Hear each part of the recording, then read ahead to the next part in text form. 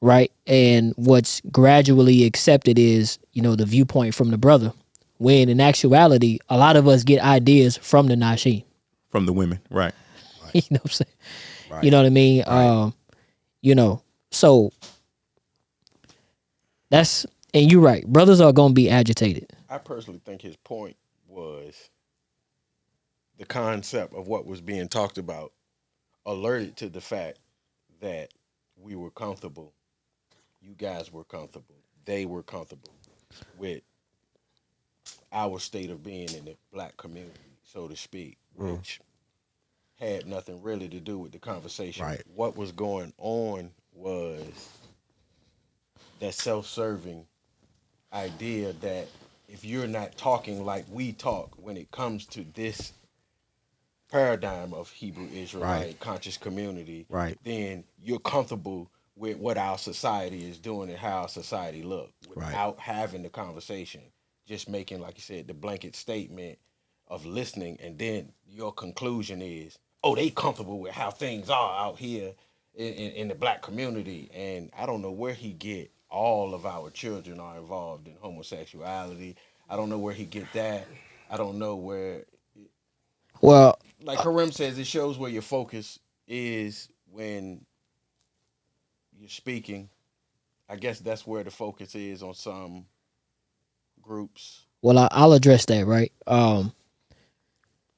Nothing that we say portrays that we're comfortable with anything. If we are comfortable with something, we're comfortable with the viewpoints that we have, right? Because we've come to the conclusions that we have based on the experience that are unique to our day-to-day Right. operation or routine, Absolutely. right? Personally, what I've moved away from is consistently seeing the negative in a person, because that wasn't bringing anything to my family except more negativity, right? And it just so happens that a lot of us function at a high degree, you know what I'm saying, in those parameters. Negativity. Yes. So, there's a lot of good on this earth. There's a lot of, and having been several places in the earth, right? There's a lot of good to see. There are still a lot of good people to meet. That not all of them are, profess to be Hebrew Israelites, Hebrews, or anything. They just good people to meet. Right. And anybody who's been anywhere, they know the importance of networking with good people. Right? Right.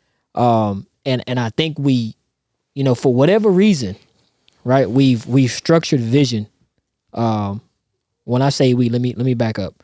There's a vision amongst that paradigm that only sees death and destruction and, things that just are not uplifting for the soul.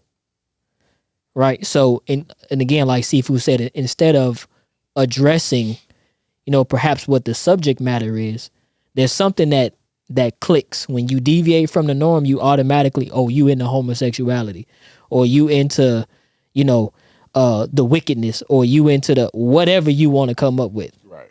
Right? And there's really no basis to even go there. Right? So go ahead. Because a lot of times you hear to get a reaction like that, you see something in that is really a reflection of something going on within you. Right. And instead of having to face that, you project outwards, and it's like a child lashing out. You just start throwing random topics Stuff into the air to deflect from the point that was at hand. And over the years, it's like you said, we've been doing this for a while, and it's just like, man, it's the same pattern of thinking that's being passed on from generation to generation to another brother that's not doing well. Okay, well, come over here and I'm going to teach you how to be a man. And it's the same consciousness. Look what's happening to us. It's getting this. It's really a type of conditioning and programming, right, to where it filters the lens of the individual to where they cannot experience, I don't want to say reality, because now it's become their reality. right. even though they haven't experienced it, they're taking it from somebody else as it's true. Well, the adage is, is true. Misery loves company.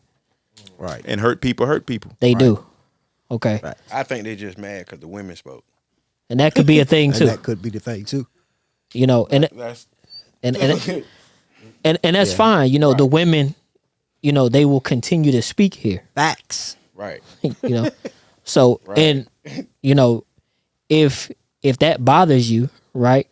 There is an app or there is an organization for your thought process. Right. Right. It is. This But what's interesting is nobody said it. right. Like he said, they said a whole lot of other stuff, I know. but nobody said. And we know Right. We've been in the circles. that they pretty much were upset. Like, how they get to talk? Yeah, they get to talk, Why and they not ready because they talking? I'll even say this: there are many more women who want to talk, Yes. Right. and I guarantee you, it's one of them. Hey, how come they talking and see? I told you, That's why they mad. and it's like, not bringing nobody down, man, but like, we've been in the game since '08. Right. Right? So, we've seen this pattern in the wilderness for a long time. Right. Right? The same things are being said. The same conditioning is still present. Right? And the same results keep getting put on the plate every time we eat. Right. You understand what I'm saying? So, it just is what it is. And that's pretty much where we at. Right. Right. Exactly. So, like you said, Adon, they have a right to speak. Long as we have this podcast, yeah, they gonna speak. Anytime they want to get on, they gonna get on. It's up to them, and we're gonna allow them to speak. It's really just that simple. Right.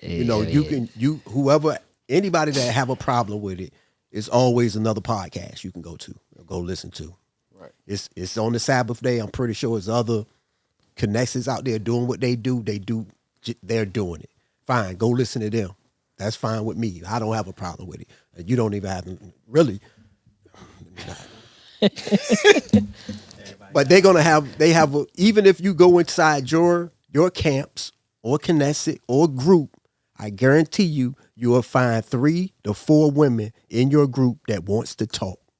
Right. And they don't because most of us don't allow it. Suppression of the feminine energy. And I would say this.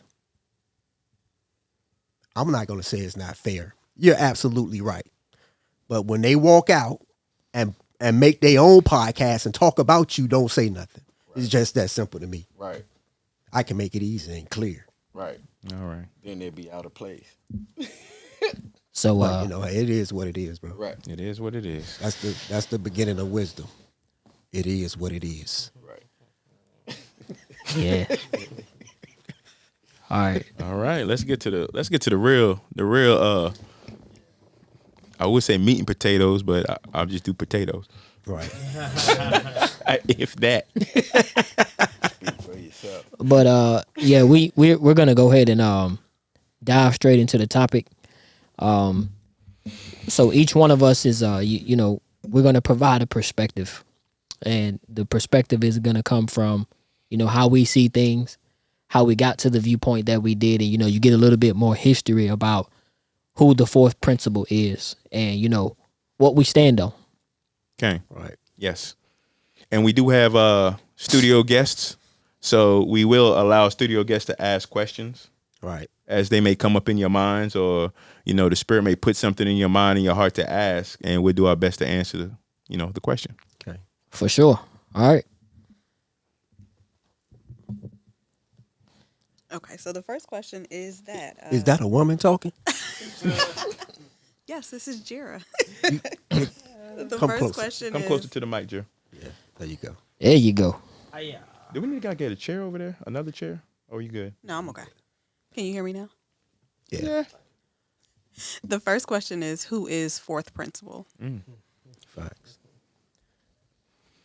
You want me to take this one? You got it. Go ahead. So initially, I said I wasn't gonna write, but some of these questions, yo, they could go so many different ways. So I try to keep it simple. I keep myself in some type of order.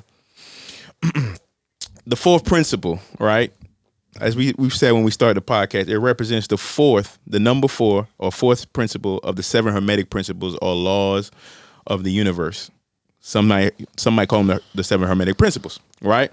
The first one is the principle of mentalism. The all is mind, the universe is mental. The second principle is a principle of correspondence.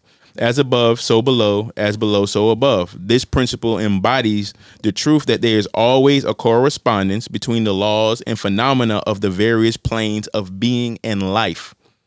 The third principle is the principle of vibration. Nothing rests, everything moves, everything vibrates. The fourth principle, or the fourth law, is the principle of polarity. Everything is dual, everything has poles, everything has its pairs of opposites. Like and unlike are the same. Opposites are identical in nature, but different in degree. Extreme meets, all truths are but half truths. Right. All paradoxes may be reconciled. And we're talking about even our own perspective of the truth. Facts. If we're living physical beings, it's gonna be distorted to some extent. Everybody following me? The fifth principle is a principle of rhythm. Everything flows out and in. Everything has its tides. All things rise and fall. The pendulum swings. The pendulum swing manifests in everything. The measure of the swing to the right is the measure of the swing to the left. Rhythm compensates. The sixth principle is the principle of cause and effect. Everything has its cause and everything has its effects. Everything happens according to the law. Chance is but a name for law not recognized. There are many planes of causation, but nothing escapes the law. The seventh principle is the principle of gender. Gender is in everything. What?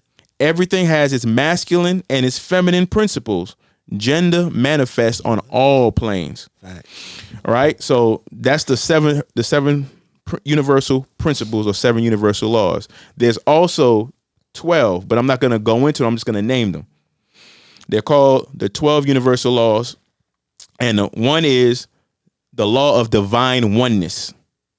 Beyond our senses, every thought, every action, every event in some way is connected to anything and everything else. 2, the law of vibration.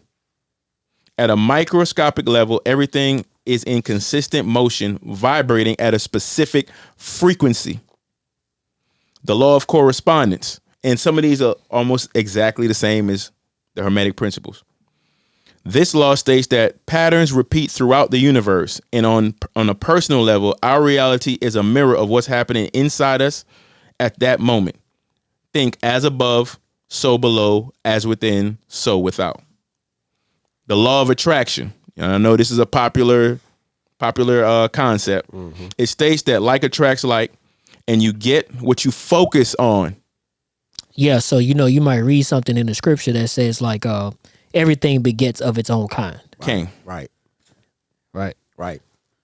Not only that, but you have to you have to believe what you're seeking is possible to obtain. It is similar to the law of vibration in this way. It's important to learn how to vibrate at a level that attracts what you're seeking. So if you're seeking peace, become peace. Right.